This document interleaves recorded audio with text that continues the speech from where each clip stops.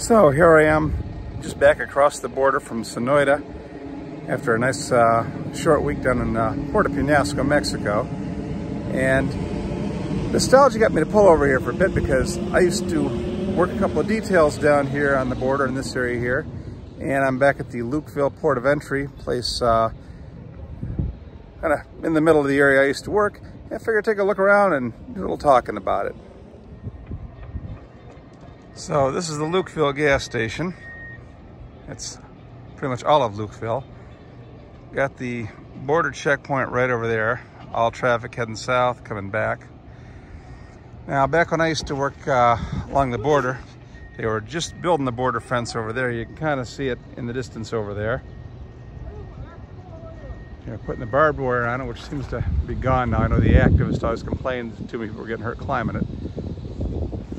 If you look way over there, there's the fence going up the hill there. Nice to see they've got a road up there now. Back when I used to work there, we had to climb that on foot. And boy, let me tell you, it sucked. You couldn't drive up there. So when we had to get up there, it was walking, climbing, huffing and puffing. Those towers you see over there, now, one of them is new, but the other one over there, this one here, if you look, you'll see a little hut at the bottom of it. Now, I don't know what its intended purpose is, but if we were closer and you had some binoculars, you'd look up there and you'd see a couple of guys with rifles lounging around 24/7, 365. That is a smuggler cartel, watch point. And they sit up there, and I mean, they have operational control of the border, for miles, east, west, south, and even to the north on our side of the fence. In fact, there was a spot up on the hill back over there a few years ago where we found they'd put up a radio repeater so that their smugglers on our side could talk to spotters, watching on their side, and they could keep an eye out for us and rival smuggling groups that hadn't paid the proper tolls. Very well organized down here, and it was definitely a lot of moving parts. And of course, we found and destroyed the antenna. About 15 grand worth of high-end electronics and a solar power system to keep it running. But the time it took us to climb up there, find it, get authorization, destroy it, yank it out of there, they probably put up 3 more. So they've definitely got the money and the will to do it. A couple things the American government really doesn't have to match them with. So this gas station here was a perpetual problem back in our day, because you'd see a lot of people would get over the border. Well, it's harder now with the fence, because that fence runs for 5 miles in each direction. You got to walk all the way around it, then walk all the way back. And by the time you do that, you've hit enough sensors and tripped enough cameras. You're going to get picked up. That's what the fence is all about. It's not about keeping people out so much as it's about channeling them to areas where it's harder for them to get in, easier for us to catch them. And the fence here works very well.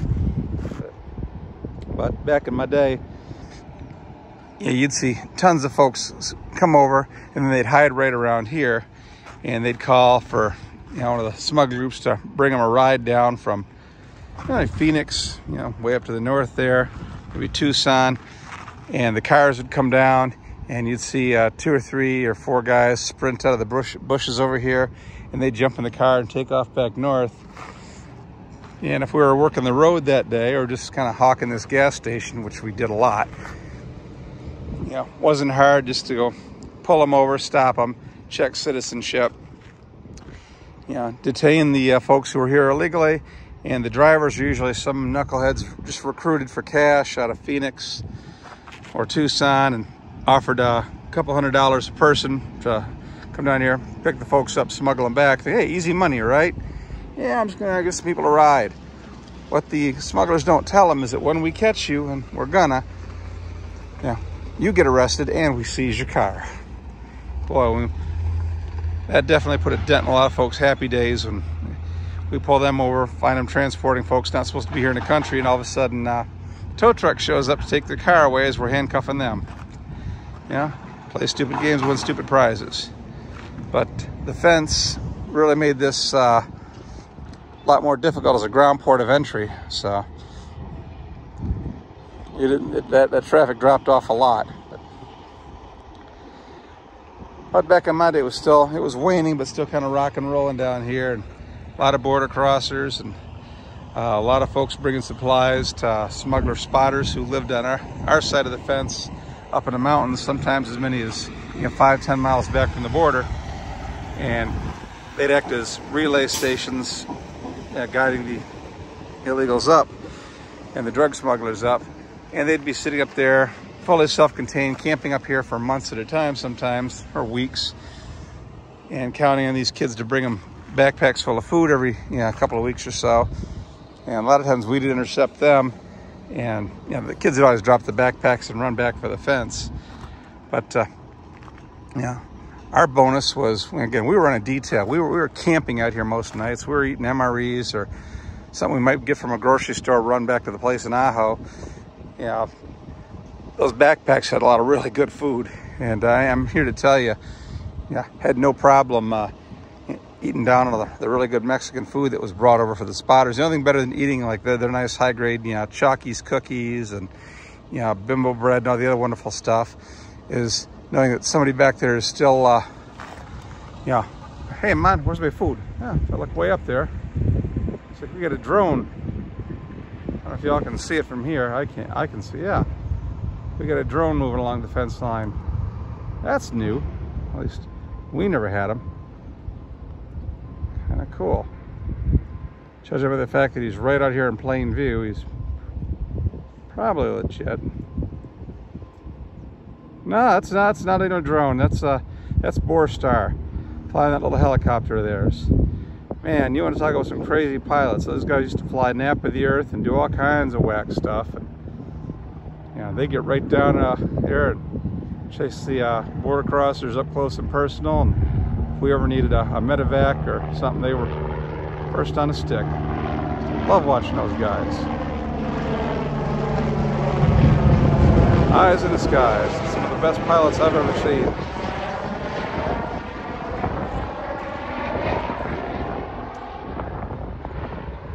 Yeah, it was never dull down here on the border.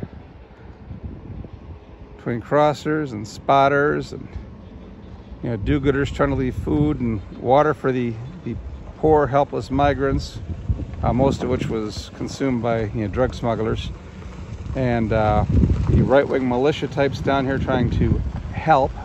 And I'm making air quotes with my fingers, you can't see it. Boy, those guys were tools. But then of course your protesters claiming that the wall and any other feature we put up was on sacred land, and it just never quit. You'd run into more people down here on an average day than you'd see in a city sometimes. Just everybody down here with an agenda, everybody trying to be a player in a game. But kind of said, it was weird, it was dysfunctional, it was incongruous, but I kind of miss it. It was fun. We worked hard, but we scored a lot. Now here's the border fence right here, just adjacent to the port entry. I'm not going to be able to stick around here too long. I'm kind of in a you shouldn't be here zone. But I just wanted to see one thing, because when I was working down here, the last administration, President Trump's, had the National Guard down here putting up barbed wire and big razor wire coils all along this fence, top, sides, several layers of it, to deter folks from climbing over it. And then the next administration, the Bidens, ordered it all taken off. So it's all that work those guardsmen did out here in the desert, and it was effective. But apparently, too many people trying to climb over were getting hurt on it. Well, they weren't supposed to be climbing over in the first place. So it all got taken off. Doesn't matter if it made sense. If Trump did it, Biden had to undo it. Yeah, so I kind of popped back into this construction area here. Not sure what they're doing. Looks like they're building a permanent road along the border fence there. Kind of going back up there. Last time I was here, this was a sprawling National Guard encampment. No razor wire fence, that's what they were doing every year. So nobody's come by and put me out of here yet, but give them time, they will if I don't skedaddle. So. Cholla cactus, nature's barbed wire. God, I used to hate those things. I had a knack for hitting those every time you turned around. Oops. Now we got a pickup truck marked tactical on the side, which would suggest some sort of security contractor. I think I'm about to get intercepted here. But, yeah, I ain't afraid of no private security company. Where'd my camera go? Okay. Yeah, so I just went over and talked to these guys, and of course didn't want to record, it'd be bad form, but it turns out they didn't even care about me being over here once I told them who I was. Besides, everybody's busy rounding up a group of Somalians that crossed over, just walked around the wall and sat down there on the road waiting to get picked up. So most of your law enforcement today is spent packaging, transporting the Somalians in so they can get a free ride to Phoenix or Tucson and be let loose into the country to disappear forever. That never used to happen back in my day. And of course, all that nice barbed wire that ran this fence, concertina wire, razor wire, beautiful stuff, yeah, taken down.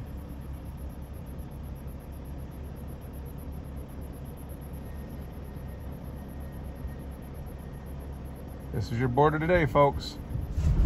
Yeah, looks like the Border Patrol's got a, probably a processing plant over here for all the illegals are scooping up. Hope they don't mind me dipping on through here. Looks like they're doing a lot of business right now, but let's see how we get you.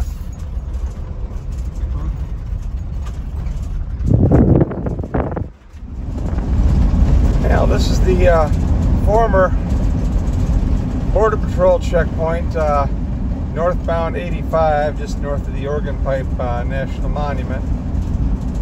When I used to work out here, this was a booming operation, and they used to catch a lot of stuff, a lot of folks, but pretty much all gone now. It's deserted and shut down. Let's take a look here, shall we? Used to be there'd be an officer doing inspection over here, canine dog out here. Couple office trailers, detention center, secondary inspection area over here. A couple of pursuit vehicles. Some jackass driving through my picture just because he can. Yeah. It was a big operation once. Now it's pretty much all over and gone because the Border Patrol that used to man this and catch a lot of folks, unfortunately, are now all sitting up at various immigrant welcome centers, babysitting folks that came across and just set up declare asylum. So what this guy's doing here, I don't know. Messing up my video. Yeah, I used to love coming through every day and say hi to the canine dog and tease the BP guys. It's all over and done now. Of course, now it catches nobody. Used to be a pretty good deterrent. Current administration has to do what it can to undermine everything the last administration was doing to control the border, even if it was working. Damn shame.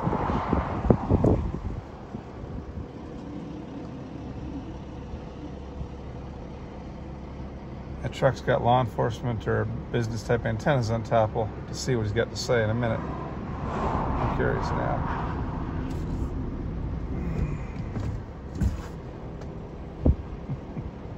Oh heck, let's go see who he is and what he wants, eh? This could be fun. Cleared him. Here for special attention. Hi. Okay.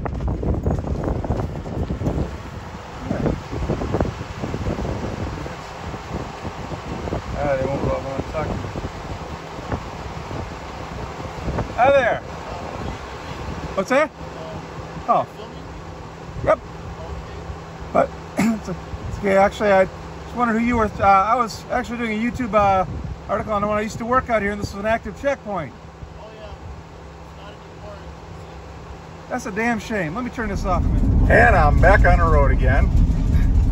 Turns out, yeah, there was a Border Patrol officer with his canine dog in the back, just doing a little road patrol, and saw me pull in there, and we got to be talking, and we're all on the same side, wanted to talk shop. I switched the camera off, and we just had a nice little chat there for about 20 minutes. And you know, I wish him well. Turns out he's been on the job about as long as I was, and he's been down in this area for a bit, and we actually knew a couple of the same people, which was kind of nice. Law enforcement was a small community, was and is, and you know, we talked a lot of shop, and I'm not gonna let the operational secrets out here, but I learned a little bit more about the way the border's working since I left. And one thing about the game is it's always changed, it's always in flux. And anyway, I wish him and his dog a great day, and I'm just going to enjoy the rest of the drive back up to the mines.